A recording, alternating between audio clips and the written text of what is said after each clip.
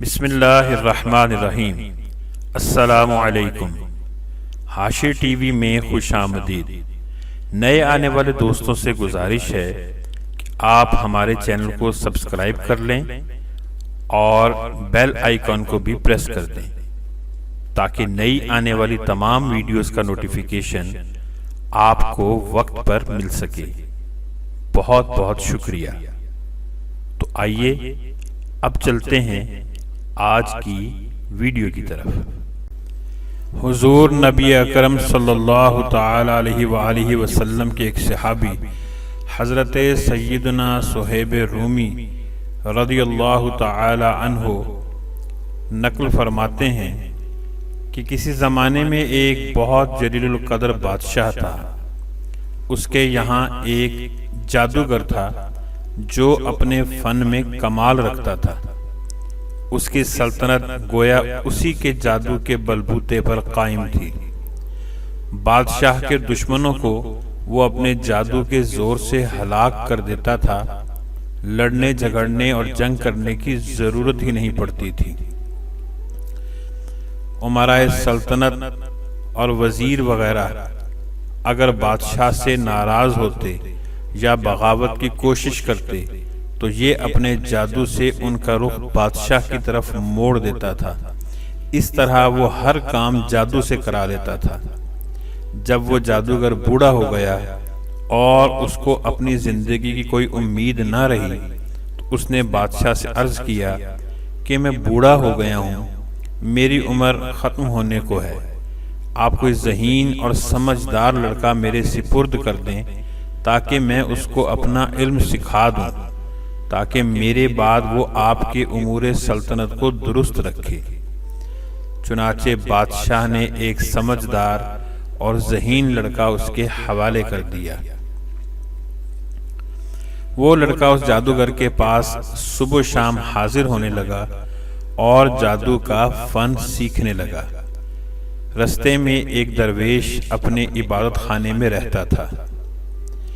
ایک دن اس لڑکے نے دیکھا کہ بہت سے لوگ عبادت خانے سے نکل رہے ہیں۔ اس لڑکے نے معلوم کیا کہ یہاں کون رہتا ہے۔ لوگوں نے بتایا کہ یہاں ایک عابد رہتا ہے۔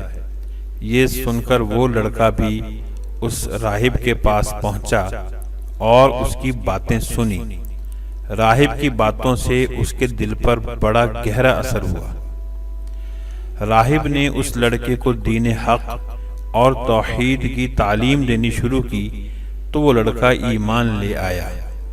یہ لڑکا جادوگر کے پاس جاتے ہوئے راستے میں راہب کے پاس ٹھہر جاتا تھا اور دیر ہو جانے کی وجہ سے جادوگر اس لڑکے پر غصہ ہوتا تھا اور اسے مارتا پیٹتا۔ لڑکا کہہ دیتا کہ مجھے گھر میں دیر ہو گئی۔ آخر جادوگر نے بادشاہ کے پاس شکایت کی۔ بادشاہ نے لڑکے کو تاکید کی کہ جادوگر کے پاس صبح سویرے پہنچا کرو۔ بادشاہ کے درباریوں نے اس سے کہا کہ یہ لڑکا صبح سویرے گھر سے نکلتا ہے اور راستے میں دیر کر دیتا ہے۔ تو بادشاہ اور جادوگروں نے یہ خیال کیا کہ کھیل میں لگ جاتا ہوگا، اس لیے ان سب نے لڑکے کو خوب تنبیہ کی، لیکن لڑکا درویش کے پاس جاتا رہا۔ ایک دن یہ لڑکا راہب کے پاس سے بادشاہ کی طرف واپس آ رہا تھا۔ کیا دیکھتا ہے کہ کسی بہت بڑے اور خوفناک جانور نے راستہ روک رکھا ہے۔ لوگ ادھر ادھر دونوں طرف رکے کھڑے ہیں۔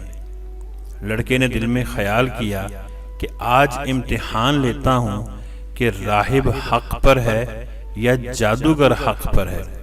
یہ خیال کر کے اس نے ایک پتھر اٹھایا اور یہ کہہ کر اٹھایا کہ اے خدا، اگر اس راہب کا مذہب حق ہے تو اس پتھر سے اس جانور کو ہلاک فرما دے۔ اور وہ پتھر اسے مار دیا اور وہ جانور اس سے فوراً ہلاک ہو گیا۔ لوگوں نے یہ واقعہ دیکھا تو کہنے لگے کہ اس کو جادوگری میں کمال حاصل ہو گیا ہے۔ لڑکے کی ہر جگہ تعریف ہونے لگی اور اس کی خوب شہرت ہو گئی۔ آہستہ آہستہ یہ خبر راہب تک بھی پہنچ گئی۔ اس نے لڑکے کو تنہائی میں بلا کر کہا بیٹا تجھ کو اللہ تعالیٰ نے بزرگی اور کمال سے نوازا ہے، میں جانتا ہوں کہ تیرا مرتبہ بہت بلند ہوگا اور تو کسی آزمائش میں مبتلا ہوگا، لیکن یاد رکھنا میں بہت کمزور اور بوڑھا ہوں، کسی کو میرا پتہ نہ دینا۔ لڑکے سے قول اور قرار لے کر راہب مطمئن ہو گیا۔ ادھر راہب کی صحبت اور انجیل مقدس کی تلاوت اور اتباع کی برکت سے اللہ تعالیٰ نے اس لڑکے کو ولایت عظمی سے نوازا، یہاں تک کہ کوڑی، مادر زاد نابینا اور لا علاج مریض اس لڑکے کی دعا سے شفا یاب ہونے لگے۔ لڑکا خوب مشہور ہو گیا۔ اس شہرت کو سن کر اس بادشاہ کا ایک نابینا وزیر اس کے پاس آیا اور خوب تحفے اور نذرانے پیش کر کے عرض کیا کہ مجھ پر بھی توجہ فرمائیے اور میری آنکھیں بھی اچھی کر دیجیے۔ لڑکے نے کہا کہ مجھے کوئی نذرانہ اور ہدیہ درکار نہیں اور شفا میرے ہاتھ میں نہیں ہے، اللہ تعالی شفا دینے والا ہے۔ اگر آپ اللہ وحدہ لا شریک پر ایمان لائیں اور شرک اور بت پرستی سے توبہ کر لیں تو میں اللہ تعالی سے دعا کروں گا اور پاک پروردگار آپ کی بینائی واپس عطا فرما دے گا۔ وہ اندھا اسی وقت مجلس میں مشرف با اسلام ہوا اور لڑکے نے دعا کی اور اس کی آنکھیں روشن ہو گئیں۔ معمول کے مطابق جب یہ وزیر بادشاہ کی مجلس میں حاضر ہوا تو بادشاہ کو اس کی بینائی پر تعجب ہوا۔ اس سے معلوم کیا کہ میری مملکت کے تمام معالج تیری آنکھوں کے علاج سے عاجز آ گئے تھے، آخر تجھ کو کس چیز سے شفا حاصل ہوئی؟ وزیر نے کہا کہ میرے پروردگار نے اپنی قدرت سے مجھے بینائی عطا فرمائی ہے۔ بادشاہ غصے سے کھولنے لگا اور چلا کر کہا میرے سوا تیرا پروردگار کون ہے؟ وزیر نے کہا میرا، آپ کا اور اس ساری کائنات کا پروردگار وہ اللہ وحدہ لا شریک ہے جس نے ساری مخلوق کو پیدا کیا ہے۔ بادشاہ غصے سے کانپنے لگا اور غضبناک ہو کر بولا کہ یہ عقیدہ تجھے کس نے سکھایا ہے؟ سختی سے گھبرا کر وزیر نے لڑکے کا نام بتا دیا۔ بادشاہ نے لڑکے کو بلایا اور کہا کہ تجھے میری پرورش اور میرے جادوگر کے فیض سے یہ کمال حاصل ہوا ہے۔ لڑکے نے کہا کہ میرے اور آپ کے جادوگر کے ہاتھ میں کوئی شفا نہیں ہے، یہ اللہ تعالیٰ کی قدرت پر موقوف ہے۔ بادشاہ سخت ناراض ہوا اور اس کو کڑی سزا دلائی اور کہا یہ لڑکا بہت غائب رہتا تھا، معلوم ہوتا ہے کہ یہ کسی اور جگہ جاتا تھا، وہاں اس کے خیالات بدل گئے۔ جادوگر نے بھی دربار میں حاضر ہو کر عرض کیا کہ یہ لڑکا تو مدت سے غائب ہے، یہ تو میرے پاس نہیں آتا۔ بادشاہ نے کہا اس سے سختی سے پوچھو کہ یہ اتنا عرصہ کہاں غائب رہا ہے اور کس کے پاس آتا جاتا ہے۔ جب سختی حد سے بڑھنے لگی تو لڑکے نے مجبور ہو کر گوشہ نشین راہب کا نام بتا دیا۔ بادشاہ نے راہب کو گرفتار کر کے حاضر دربار کیا اور اس سے کہا کہ اگر تو اپنے دین سے نہیں پھرے گا تو تجھ کو میں آرے سے چروا دوں گا۔ راہب نے کہا کہ میں ہرگز اپنے دین برحق سے نہ پھروں گا اور جو مصیبت آئے گی اس پر صبر کروں گا۔ چنانچہ بادشاہ کے حکم سے اس راہب کو آرے سے چیر دیا گیا۔ پھر وزیر کو بلا کر یہی کہا۔ وزیر نے بھی دین برحق کو چھوڑنے سے انکار کیا اور اس کو بھی آرے سے چیر کر شہید کر دیا گیا۔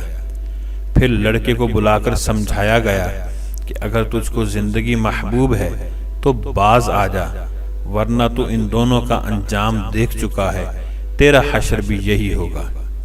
لڑکے نے بادشاہ کی بات ماننے سے انکار کر دیا تو بادشاہ نے چند آدمیوں کو حکم دیا کہ اس لڑکے کو پہاڑ کی چوٹی پر لے جاؤ اور اس کو خوب سمجھاؤ، اگر مان گیا تو میں اس کو بہت بڑا مقام دوں گا اور اپنا وزیر بنا لوں گا، اور اگر یہ باز نہ آئے تو پہاڑ کی چوٹی پر سے اس کو دھکا دے دینا تاکہ اس کے اعضاء پاش پاش ہو جائیں۔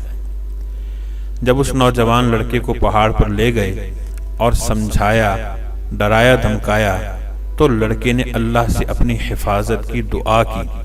اسی وقت پہاڑ پر زلزلہ پیدا ہوا اور شاہی لوگ پہاڑ پر سے گر کر ہلاک ہو گئے۔ لڑکا خیر و عافیت کے ساتھ گھر واپس آیا۔ بادشاہ نے پوچھا کہ وہ لوگ کہاں ہیں جو تجھ کر لے کر گئے تھے؟ لڑکے نے جواب دیا کہ میرے پاک پروردگار نے ان کے شر سے میری حفاظت فرمائی اور ان کو ہلاک کر دیا۔ بادشاہ نے دوسرے چند آدمیوں کو حکم دیا کہ اس لڑکے کو ایک کشتی میں سوار کر کے دریا میں لے جاؤ، یہ اپنے دین سے باز آ جائے تو بہتر ہے، ورنہ دریا میں پھینک دینا۔ چنانچہ وہ اس کو دریا میں لے گئے اور سمجھایا۔ لڑکے نے پھر دعا کی تو کشتی الٹ گئی اور شاہی لوگ غرق ہو گئے اور لڑکا صحیح اور سالم واپس آ گیا۔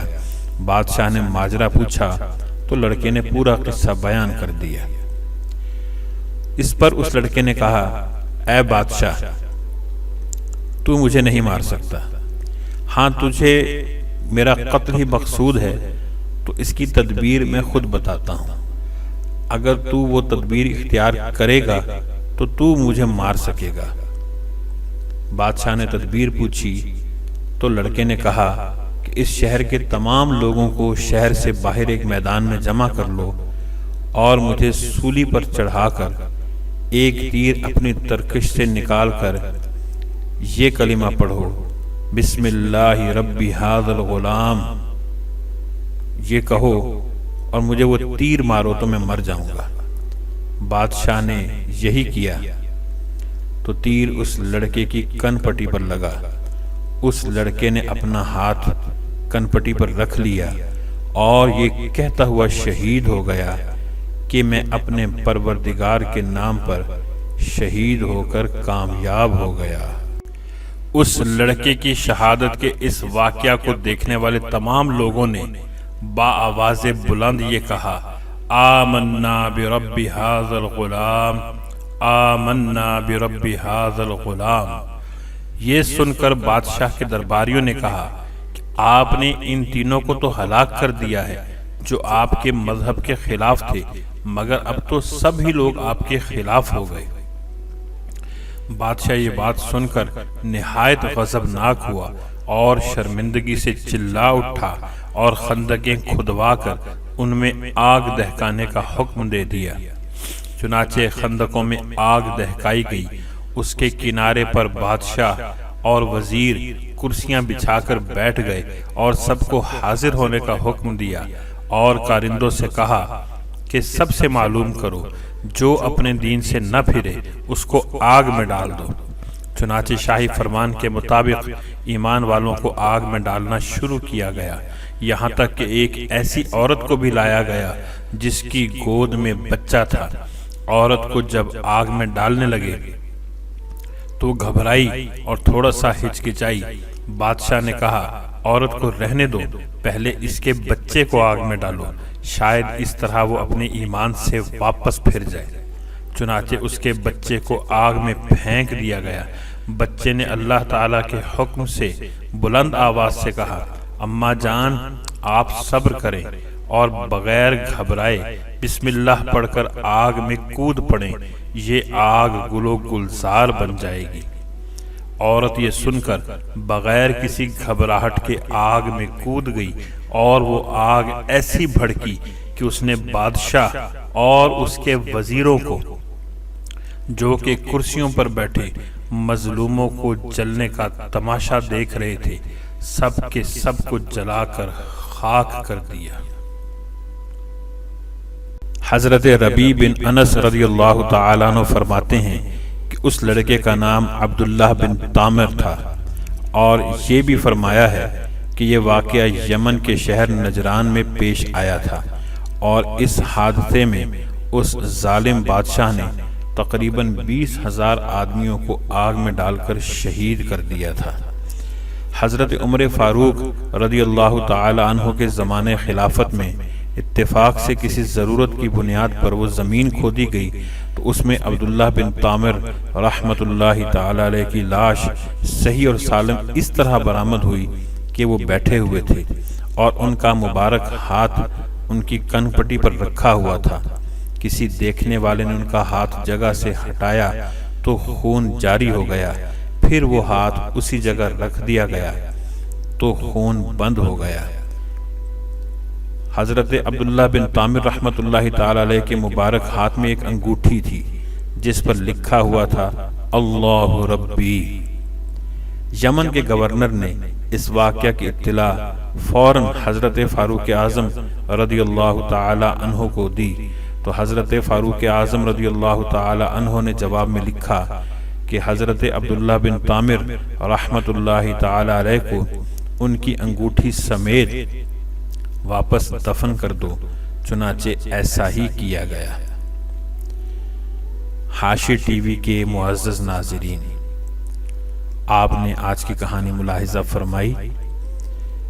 ہمیں آج کے اس واقعے سے یہ سبق ملتا ہے کہ ایمان پر جب استقامت کے ساتھ انسان ڈٹ جائے تو یقیناً اللہ تعالیٰ کی مدد آتی ہے، لہٰذا وقتی آزمائشوں سے نہیں گھبرانا چاہیے بلکہ ایمانی استقامت کا مظاہرہ کرنا چاہیے، چاہے اس کے لیے جان ہی کیوں نہ دینی پڑے۔ ہم اللہ تعالیٰ سے دعا کرتے ہیں کہ پاک پروردگار ہمیں اس واقعہ سے سبق حاصل کر کے ایمان پر استقامت کے ساتھ قائم رہنے کی توفیق عطا فرمائے، آمین۔ معزز ناظرین، امید ہے آج کی ویڈیو آپ کو پسند آئی ہوگی۔ آپ سے گزارش ہے ویڈیو کو لائک اور شیئر کر دیجیے گا اور ساتھ ہی ہمارے چینل حاشی ٹی وی کو سبسکرائب کر دیں اور گھنٹی کے بٹن کو بھی دبا دیں تاکہ نئی آنے والی تمام ویڈیوز کا نوٹیفیکیشن آپ کو بر وقت مل سکے اور آپ ان ویڈیوز سے لطف اندوز ہو سکیں۔ اللہ تعالیٰ سے دعا ہے اللہ تعالیٰ ہم سب کو آسانیاں عطا فرمائے اور آسانیاں تقسیم کرنے کا شرف بھی عطا فرمائے۔ اپنا بہت سا خیال رکھیے گا۔ اللہ نگہبان۔